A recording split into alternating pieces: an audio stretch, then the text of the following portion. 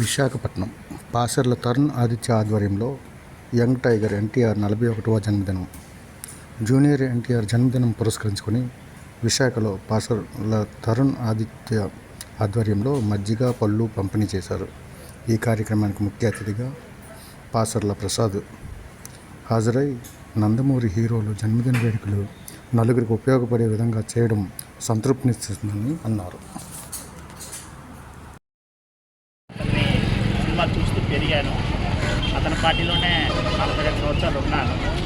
అయితే ఇప్పుడు నేను కాంగ్రెస్ పార్టీలో జాయిన్ అయ్యి మరి కాంగ్రెస్ పార్టీ ఆదేశం మేరకు నేను కడప పార్లమెంట్లో గల జమ్మలమడు నియోజకవర్గానికి ఇన్ఛార్జిగా నిర్వహిస్తున్నాను. అయితే నందమూరి తారక రామారావు గారు ఆ రోజున ఎంత సినిమాని ప్రభావితం చేశారో, ప్రజలను ప్రభావితం చేశారో, పేదలను ప్రభావితం చేశారో, అంతకంటే గొప్పగా ప్రభావితం చేయగల వారసుడు ఎందుకంటే ఎన్టీఆర్లో గల కొన్ని అప్పుడులో అతను కేవలం పౌరాణిక నాటకాలకి కొన్నిటికి పరిమితమై ఉండేవారు. కానీ పౌరాణిక సినిమాలకి, జానపద సినిమాలకే ఎక్కువగా పరిమితమయ్యారు. కానీ ఇతను అలా కాదు, ఆల్రౌండర్, డ్యాన్స్ చేయగలరు, అన్ని రకాలుగా నటుడు, భారతదేశం గర్వించదగ్గ నటుడు. మరి ఇతను అతి త్వరలోనే హాలీవుడ్లో కూడా గొప్ప నటుడిగా వెలుగొందుతారు. సో మేమందరం నందమూరి వీరాభిమానులు. సింహాచలం మా నాన్నగారు అయితే వీటి నుంచి మా బాబాయ్ అయితే మేమందరం వీరాభిమానులు. ఇలాగే కాదు బాలకృష్ణ ప్రసాద్ అయినా, సింగర్ వర్ధంత్ అయినా, జయంత్ అయినా, నందమూరి కళ్యాణరామ్ అయినా, మేము ఏంటంటే వాళ్ళ బర్త్డే ఇలాగ సెలబ్రేట్ చేస్తాం. మా వంతు ఏదో మంచిగా అవ్వచ్చు, పళ్ళు అవ్వచ్చు, ఏదో ఒకటి అలా మేము కంప్లీట్ చేస్తాం. అమెరికాలో తెలుగు మహిళకు అరుదైన గౌరవం దక్కింది. కాలిఫోర్నియా తెలుగు మహిళా జడ్జిగా జయా బాదిగా అరుదైన గౌరవం దక్కించుకున్నారు. శాంక్రమెంట్ కౌంటీ సుపీరియర్ కోర్టు జడ్జిగా నియమించబడ్డారు. కాగా ఆమె స్వస్థలం విజయవాడ కావడం విశేషం. 144 సెక్షన్ 30 పోలీస్ యాక్ట్ అమల్లో ఉంటుంది. ఎన్నికల కౌంటింగ్ రోజు తదనంతరం ఎటువంటి అవాంఛనీయ సంఘటనలు చోటు చేసుకోకుండా పటిష్ట చర్యలు తీసుకుంటున్నామని Visakhapatnam range DIG Vishal Gunni IPS అన్నారు. ఉత్తర నియోజకవర్గం 42వ వార్డులో శ్రీ శ్రీ శ్రీ పరదేశమ్మ ఆలయ పంచమ వార్షిక ఉత్సవం తోలేళ్ల పండగ కార్యక్రమంలో పాల్గొన్న ఉత్తర నియోజకవర్గం వైఎస్ఆర్ కాంగ్రెస్ పార్టీ అసెంబ్లీ అభ్యర్థి కేకే రాజు, వార్డు కార్పొరేటర్ ఆళ్ల లీలావతి శ్రీనివాస్, ఆళ్ల శివగణసు తదితరులు. ఈ సందర్భంగా కేకే రాజు మాట్లాడుతూ అమ్మవారి కృపా కటాక్షములు అందరిపై ఉండాలని కోరారు.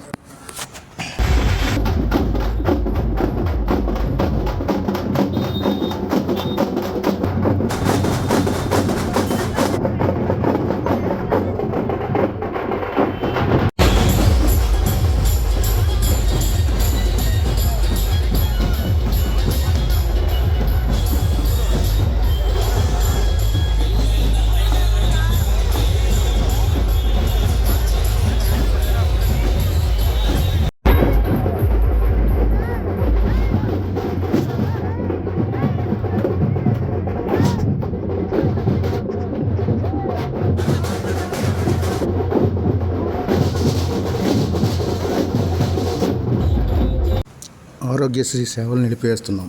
ఏపీ స్పెషాలిటీ ఆసుపత్రుల సంఘం రాష్ట్రంలో మే 22 నుండి ఆరోగ్యశ్రీ సేవలు నిలిపిస్తున్నట్లు ఏపీ ప్రభుత్వానికి స్పెషాలిటీ ఆసుపత్రుల సంఘం తెలిపింది. విశాఖపట్నం జిల్లా తెలుగుదేశం పార్టీ కార్యాలయంలో నిర్వహించిన పత్రికా సమావేశంలో పల్లా శ్రీనివాసరావు మాట్లాడుతూ వైసీపీ అధికారంలోకి వచ్చిన దగ్గర నుండి వర్గాలుగా విభజించి బ్రిటిష్ పాలన చేస్తుందని అన్నారు. సందర్భంలో వారికి అండగా ఉన్నటువంటి నాయకుల పైన, అలాగే ప్రచురించినటువంటి మాధ్యమాల పైన, ఆ విలేకరుల పైన కేసు ఏదైతే పెట్టారో దాన్ని మేము తీవ్రంగా ఖండిస్తున్నామండి. ఎందుకంటే ఎవరైనా సరే, మానవతావాదులు ఎవరైనా సరే న్యాయం ధర్మం కన్నా ముందు మనం బాధితులకు అండగా ఉంటాం. మానవత్వం అంటాం. అది తప్పులు తర్వాత పెట్టండి. ఎవరైనా బాధతో డబ్బులతో తగిలి ఉన్నారంటే వాళ్ళ పక్షాన్ని నించొని మనం మాట్లాడడానికి ఎప్పుడు ప్రయత్నాలు చేస్తాం. ఇక్కడ వైసీపీ నాయకులకి ఓటమి భయంతోనే ఈ కుట్రలు ఈ కేసులు పెడుతున్నారని చెప్పేసి మేము తెలియజేస్తున్నామండి. ఈ దాడులు కూడా దిగడానికి గల వెనకాల ఆంతర్యం, ఈ కేసులు పెట్టడానికి గల ఆంతర్యం, రేపు ఎలాగా ఓడిపోతాం, దీపం ఉండగానే చెక్కబెట్టుకోవాలన్న ఒక ఆలోచనతో, అంటే ఇప్పుడు ఎలాగే ఈ సమయంలోనే కేసులు పెట్టేయాలి అని ఒక కుట్రతో ఈ వైసీపీ నాయకులు ముందుకు వెళ్తున్నారని చెప్పేసి ఈ సందర్భంగా తెలియజేస్తున్నాం. బాధితులకి అండగా ఉండి వాళ్ళ బాధని ప్రచురించారని మీడియాపై కేసులు పెడతారా? మరి అలాగైతే అడ్డగోలుగా అబద్ధాలు రాస్తున్నటువంటి సాక్షి పేపర్ పైన ఆ విలేకరుల పైన ఎందుకు పెట్టట్లే? మీకు అనేక సందర్భాలు చూపిస్తాం. సాక్షి పేపర్లో వచ్చినటువంటి మీడియా ఆ కథనాలు వెనకాల ఎంత దారుణం అంటే అంత దారుణమైనటువంటి రాతలు. కనుక ఈరోజు కేవలం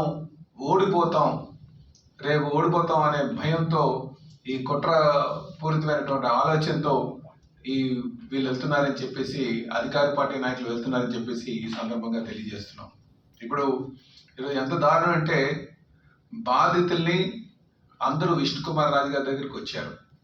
విష్ణుకుమార్ రాజు గారి దగ్గరికి వచ్చి ఆయన మీడియా సమక్షంలోనే అందరితో వాళ్ళు చెప్పారు, బాధితులు ఇలాగ మేము టీడీపీకి కూటమికి ఓటు వేసాం అని చెప్పడంతోనే మా పైన దాడి జరిగిందని.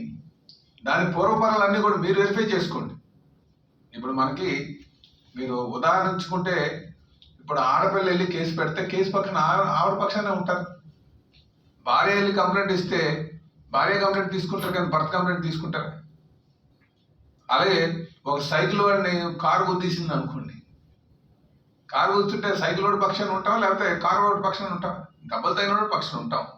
ఈరోజు కొంతమంది బాధితులు వచ్చి, బాబు మేము కూటమికి ఓటు వేస్తాం అనేసరికి మా మీద దాడి జరిగింది, ఇందులో 9 మంది ఉన్నారు, ఒకరి మీద కేసు పెట్టారు, మిగతా 9 మందిని 8 మందిని వదిలేశారు అని చెప్పి నాయకుల దగ్గరికి వచ్చి వాళ్ళ బాధను వెళ్ళబుచ్చుకుంటే, అప్పుడు మీడియా వాళ్ళు పిలిపించి మీడియా సమక్షంతో వాళ్ళు చెప్తే, అలాంటి వాళ్ళందరి పైన అటు ఎవరైతే నాయకుడి పైన మీరు 41 నోటీస్ ఇచ్చారు, కేసు పెట్టి మీడియా పైన మీరు కేసు పెట్టారు అంటే ఎంత దారుణానికి ఒడిగడుతున్నారు ఒక్కసారి ఆలోచన చేయండి. ఇది ప్రజాస్వామ్యం అనిపించుకుంటుందా, లేదా నియంత పాలన అనిపించుకుంటుందా? అదే అడుగుతున్నాం మేము. మీరు గతంలో రాసినటువంటి రాతలన్నీ చూడండి. సాక్షిలో వాళ్ళు ప్రచురించినటువంటి అనేక రాతలు ఉన్నాయి. ఆ రాతలు అన్ని కూడా అనేక తప్పుడు రాతలు రాశారు. మరి వాళ్ళ మీద సుమోటోగా మీరు కేసు తీసుకున్నారా? ఈరోజు పోలీస్ యంత్రాంగం కావచ్చు చెప్తున్నారు వాళ్ళు, మేము సుమోటోగా తీసుకొని కేసు ఫైల్ చేసామని. మరి సుమోటోగా తీసుకొని కేసు ఫైల్ చేసేటప్పుడు మరి ఎయిర్పోర్ట్లో చంద్రబాబు నాయుడు గారు వచ్చినప్పుడు దాడి చేసేటప్పుడు సుమోటోగా కేసు ఫైల్ చేశారా? చెప్పండి. ఎన్ఎస్జీ వాళ్ళు కంప్లైంట్ చేస్తే కానీ మీరు కేసు రిజిస్టర్ చేయలేదే? ఎంతమంది అరెస్ట్ చేశారు? ఎంతమందికి 41 నోటీస్ ఇచ్చారు? పవన్ కళ్యాణ్ గారు వచ్చారు. పవన్ కళ్యాణ్ గారు వస్తే ఆయన బయటకే రానివ్వలేదు, హోటల్లో కూర్చోబెట్టారు, దాడి పొడుగున ఆయనకి ఆంక్షలు విధించారు. మరి ఎంతమంది మీరు సుమోటోగా మీరు కేసు పెట్టారు? కనుక ఈరోజు వైసీపీకి ఓటమి భయంతోనే ఈ కేసులు పెడుతుంది, ఈ కుట్రలకు దిగుతుంది, వర్గాల మధ్యన విభేదాలు సృష్టిస్తుందని చెప్పి